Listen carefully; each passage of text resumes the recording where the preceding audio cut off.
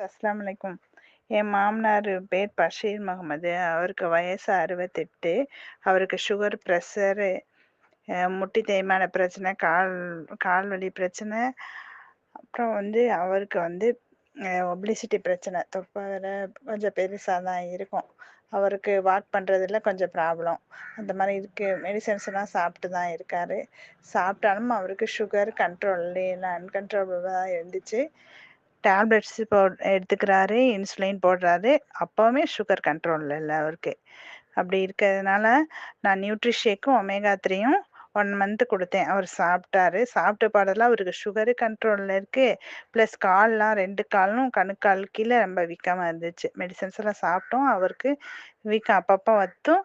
அப்புறம் மறுபடியும் வீக்கம் ஆரம்பிச்சிரும். அந்த மாரி இருந்ததுனால இப்ப நியூட்ரிஷேக்கும் ஒமேகா 3யும் கன்டினியூவா எடுத்துட்டு இருக்காரு. 1 மந்த் முடிச்சு 2nd மந்த் சாப்பிட்டு இருக்காரு. அல்ஹம்துலில்லாஹ் கால் வீக்கம் எல்லாம் குறைஞ்சிச்சு சிஸ்டர். நல்லா குறைஞ்சிருச்சு. 15 டேஸா வீக்கமே திரும்பவும் வீக்கம் வரல. நல்லா இருக்கு கால் பார்க்கறதுக்கு.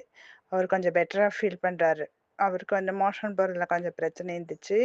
அதுவும் கொஞ்சம் கியூர் ஆயிருக்கு. நல்லா இருக்கு. அவருக்கு கொஞ்சம் ஹெல்த் இம்ப்ரூவ்மெண்ட் இருக்கு சிஸ்டர். அவர் பெட்டரா ஃபீல் பண்றாரு. Thanks to Oriflame.